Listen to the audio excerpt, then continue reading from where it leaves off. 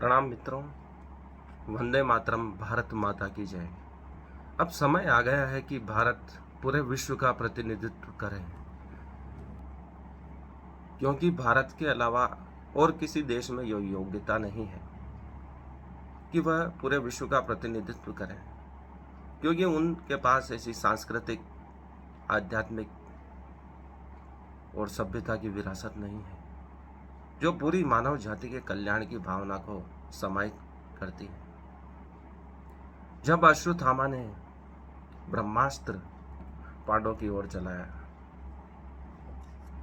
तो व्यास ऋषि ने कहा, मूर्ख, यदि पांडव नहीं बचेंगे तो सभ्यता की, समाज की रक्षा और संस्कृति की रक्षा कौन करेगा। पांडव धर्म का प्रतीक है और तू अधर्म का प्रतीक है। मानव सभ्यता को बचाने के लिए उत्तम लोगों का जीवित रहना आवश्यक है। युधिष्ठिर के राज्य में पूरा विश्व शांति को प्राप्त करता था, जैसे राम राज्य में पूरा विश्व शांति को प्राप्त करता था। बड़ी मछली छोटी मछली को खा जाती है, यही सिद्धांत पूरे विश्व में चल रहा है। लेकिन भारत एकमात्र ऐसा देश है जो कमजोर वर्ग की भी चिंता करता है। अंत्योदय, यह नहीं कि जो शक्तिशाली है वह कमजोरों पर शासन करे। भारत के पास कुछ ऐसे नियम हैं। महाभारत काल में युद्ध के भी नियम होते थे कि शाम पड़ते ही युद्ध समाप्त हो जाएगा। पैदल सैनिक से युद्ध करेगा, रथी रथी से युद्ध करेगा, हाथी वाला हाथी से युद्ध करेगा। हर कार्य नियम से होता था, पीछे से वार नहीं किया जाता था। लेकिन आज युद्ध जीतने के लिए हर कहीं से भी, हर संभव प्रयास से कैसे भी युद्ध जीता जाता है। पृथ्वीराज चौहान ने 17 बार मोहम्मद गोरी को माफ किया था। वह माफी मांग लेता था और पृथ्वीराज ने उसे माफ कर दिया था। ऐसी ही भारतीय संस्कृति है कि शत्रु को भी हर बार माफ किया गया। अपनी युवा अवस्था माने भीष्म पितामह ने, जब वह देवव्रत कहलाते थे, शाल्व राजकुमार को कितनी ही बार माफ किया। काशी कन्याओं का जब स्वयंवर में पितामह लेके आ रहे थे तब भी शाल्व ने रोका था, क्योंकि भीष्म पितामह पहले ही जीवन दान दे चुके थे। उसके आक्रमण करने पर भी उसे माफ कर दिया, हरा कर, उसे मारा नहीं, क्योंकि जिसे जीवन दान दिया गया हो उसे पितामह कभी मारते नहीं थे। जो वचन दे दिया एक बार उसे हमेशा पूरा करते थे। ऐसी हमारी महान संस्कृति है, भारतीय परंपरा है, जिनके वर्णन से ही गर्व की अनुभूति होती है, साहस का उद्भव होता है। इसलिए भारत ही एकमात्र देश है जिसके पास ऐसे अमूल्य नैतिक नियमों की धरोहर है, सांस्कृतिक धरोहर है, जो विश्व कल्याण की भावना रखते हुए सभी को समान रूप से समाहित करते हैं, सभी का आदर करते हैं, सभी संस्कृतियों का आदर करते हुए सभी की रक्षा करने में सक्षम है। सांस्कृतिक सापेक्षवाद का उदाहरण है हमारी संस्कृति, जिसमें विभिन्न धर्म मतावलंबियों का स्वागत किया जाता है, सम्मान किया जाता है, सभी एक साथ शांतिपूर्वक रह सकते हैं। लेकिन वर्तमान युग व्यापार का युग है, सिर्फ लाभ हानि की चिंता की जाती है। ऐसे समय में भारत ही विश्व को शांति प्रदान कर सकता है। उसके पास ध्यान की शक्ति है, अध्यात्म की शक्ति है, धर्म की शक्ति है। ऐसे अमूल्य नियम हैं जिनसे वास्तव में विश्व कल्याण किया जा सकता है। क्योंकि कृष्ण ने महाभारत में कहा था कि जो वास्तविक लाभ है पूरे समाज के कल्याण में निहित है। जब भगवत गीता का उपदेश देते हैं तो वे कहते हैं कि सामान्य मनुष्य की सोच स्वार्थ पर निर्भर रहती है। खुद के भले के लिए वह कार्य करता है, सोचता है, वह आगे की नहीं सोचता है। लेकिन जो ध्यानी पुरुष है, जो सत्पुरुष है, जिसकी बुद्धि उत्तम है, वह पूरे समाज की कल्याण की भावना से युक्त होकर विचार करता है और उसके बाद ही कर्म करता है। वह लकड़ी भी काटता है तो यूं सोचता है कि इससे पूरे समाज का नुकसान तो नहीं हो रहा है। वह उतनी ही लकड़ी को काटता है जो उसके दैनिक जीवन के लिए आवश्यक है, उससे अतिरिक्त नहीं काटता है। उतनी ही फसल अपने लिए रखता है जो उसके लिए जीवन उपार्जन के लिए आवश्यक है। अतिरिक्त को वह समाज को दे देता है, बेच देता है। लेकिन आज जो संग्रह करते हैं वह समाज के कल्याण की भावना को नहीं सोचते हैं। वे सोचते हैं कि हम अनाज को रोक लेते हैं, बचा लेते हैं, ताकि भाव बढ़ेगा तो हम उसे बेचेंगे। कहीं अकाल पड़ रहा है, लोग भूखे मर रहे हैं, तो वह देने का विचार नहीं कर रहे हैं। लेकिन कृष्ण कहते हैं कि मनुष्य पूरे समाज के कल्याण की भावनाओं को सोचकर ही कार्य करता है। वह अपने स्वार्थ को आगे नहीं रखता है, वह समाज के कल्याण को आगे रखता है। ऋषि मुनि कुछ भी कर्म करते थे तो उसके प्रति उत्तर में उसके पूर्ति के लिए भी कर्म करते थे। यदि वह यज्ञ के लिए संविदा लाते थे तो पर्यावरण को बचाने के लिए यज्ञ भी करते थे, पेड़ पौधे लगाते थे। वह सर्वाधिक हरियाली युक्त वातावरण में रहते थे ताकि वातावरण शुद्ध रहे, पर्यावरण शुद्ध रहे, समाज का कल्याण हो। न्यूनतम आवश्यकताओं की पूर्ति करते हुए समाज को अधिक से अधिक देने का प्रयास करते थे। इसलिए भारत ही वह देश है जो अपने मूल्यों को बचाकर पूरे विश्व को भी बचा सकता है। आज हम सेमीकंडक्टर के युग में प्रवेश कर रहे हैं। लोग कहते हैं कि हम बहुत देर से जागें, लेकिन देर से जागने का भी एक फ़ायदा होता है, जो एप्पल कंपनी हमें अच्छी तरह समझा चुकी है। वह तकनीक को देर से अपनाती है, लेकिन उसको सर्वश्रेष्ठ रूप में समाज के सामने, व्यापारियों के सामने लाती है, लोगों के सामने लाती है। तो उसमें जो भी त्रुटि है वह सुधार कर पेश करती है। वैसा भी भारत कर सकता है। भारत में अभी तक जो भी तकनीक का विकास किया पूरे विश्व में सर्वश्रेष्ठ है, उसमें कोई त्रुटि नहीं, वह त्रुटि रहित है। अगर वह सेमीकंडक्टर में भी प्रवेश करेगा तो विश्व में अग्रणी बन जाएगा, क्योंकि विश्व में अभी तक जो सेमीकंडक्टर बने हैं उनकी खामियों को भी वह जान जाएगा और उनकी खूबियों को भी जान जाएगा, और उनसे भी बेहतर क्या बना सकते हैं उसके बारे में विचार करके बनाएगा।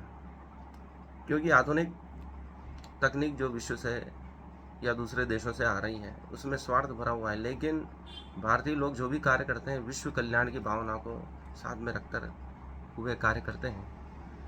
वो कोई भी चीज़ बनाएंगे तो वह टिकाऊ होगी, अधिक समय तक चलने वाली होगी और विश्व कल्याण की भावना से युक्त होगी, और भारतीयों के लिए वह अमूल्य वरदान होगी।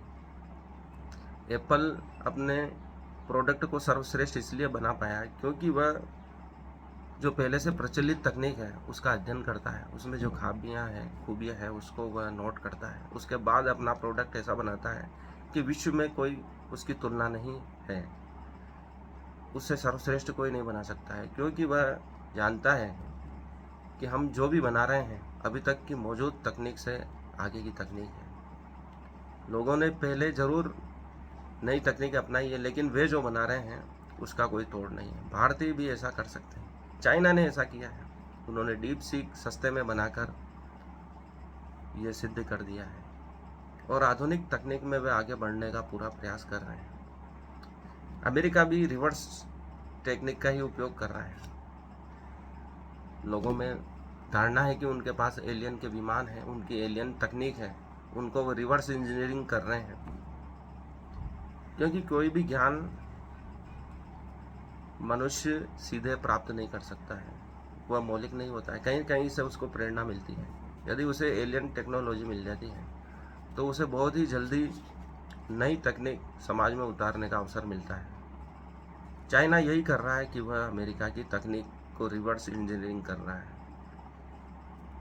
उन्होंने अपना सॉफ्टवेयर बना लिया है, हुआवे कंपनी ने, शाओमी ने। तो उसका कारण यही है कि वह मौलिक शोध करने में रुचि नहीं रख रहे हैं, बल्कि वो जो मौजूद तकनीक है उसी को रिवर्स इंजीनियरिंग कर रहे हैं। इससे भी हम व्यापार में आगे बढ़ सकते हैं, अपनी पूंजी बढ़ा सकते हैं, विश्व में अग्रणी बन सकते हैं। यदि हम मौलिक शोध नहीं कर सकते तो वर्तमान तकनीक को ही रिवर्स इंजीनियरिंग करें। भारत भी ऐसा कर सकता है, और उनमें जो खामियां हैं उसको सुधार कर सर्वश्रेष्ठ तकनीक समाज के सामने, विश्व के सामने रख सकता है। उससे हम तुरंत आगे बढ़ेंगे और विश्व में तकनीक में आगे बढ़ सकते हैं। क्योंकि आज के युग में जिसके पास तकनीक है वही विश्व पर राज करेगा। लेकिन राज उन्हीं को करना चाहिए जो मूल्यों पर आधारित है, समाज कल्याण पर आधारित है। और भारत में वह क्षमता है जो पूरे विश्व को एक सूत्र में बांध सकता है, शांति की स्थापना कर सकता है। हम बात करेंगे आज सफलता पर। सफलता क्या है? सफलता को हम समझते हैं कि बहुत बड़ी उपलब्धि, जो हमने लक्ष्य निर्धारित किया है वह मिल जाए तो सफलता है। लेकिन सफलता क्या है? हम सुबह उठते हैं और समय पर अपने कार्य करते हैं, वह भी एक सफलता है। उठते ही अपना बिस्तर की घड़ी कर यथा स्थान पर रखते हैं तो वह सफलता है। छोटी छोटी सफलताओं का संग्रह ही एक बड़ी सफलता का निर्माण करता है। तुम समय पर उठ गए, यह भी एक सफलता है। तुमने बिजली की बचत की, यह भी एक सफलता है। पानी को बचाया, जल को व्यर्थ बहने से बचाया, यह भी एक सफलता है। हवा को शुद्ध रखा, प्रदूषण नहीं किया, यह भी एक सफलता है। पेड़ अधिक से अधिक लगाए, पेड़ों को कटने से बचाए, यह भी एक सफलता है। आज जीवित हो, यह भी एक बड़े सौभाग्य की बात है, यह बड़ी सफलता है। परमात्मा ने हमें एक दिन और जीने का अवसर दिया। हम और किस सफलता की कामना कर रहे हैं? तुम सौभाग्यशाली हो और इससे बड़ा भाग्य क्या हो सकता है? छोटी छोटी सफलताओं को हमें जश्न मनाना चाहिए, उत्सव मनाना चाहिए। आज की छोटी सफलता दूसरी सफलता को आंदोलित करती है, दूसरी सफलता की ओर ले जाती है। तुम एक खिलते हुए फूल को देखो, यह भी एक सफलता है। तुम कठिनाई में टिके रहे, यह भी एक सफलता है। कठिनाई में आदमी टूट जाता है, लेकिन आप टिके रहते हो, हार नहीं मानते हो, तो यह भी एक बहुत बड़ी सफलता। तुम यहाँ मौजूद हो, यह एक सबसे बड़ी सफलता है।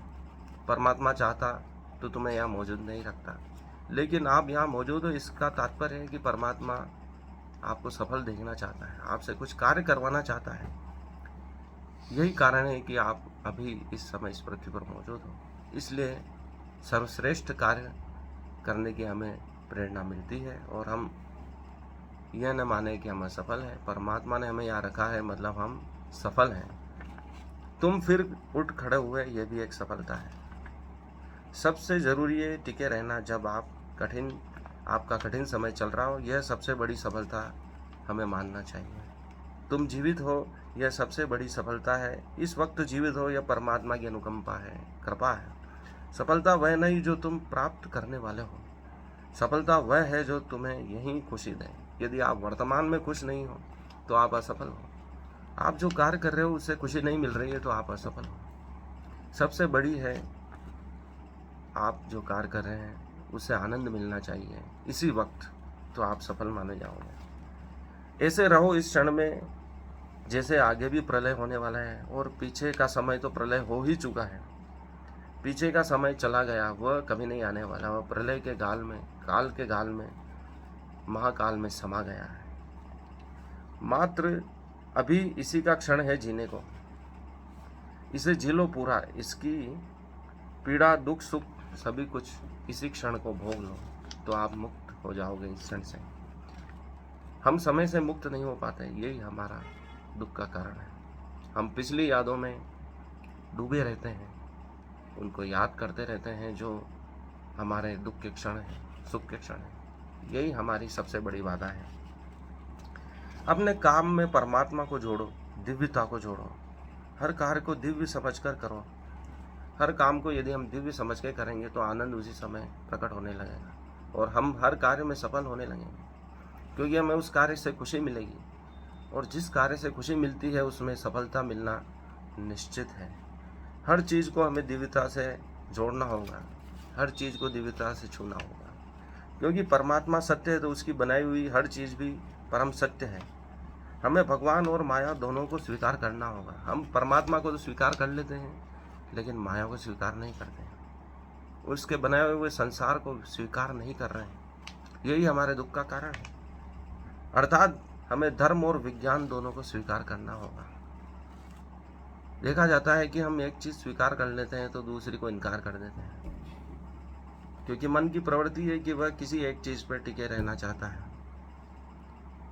लेकिन हम सभी चीज़ों को एक साथ क्यों नहीं स्वीकार कर सकते?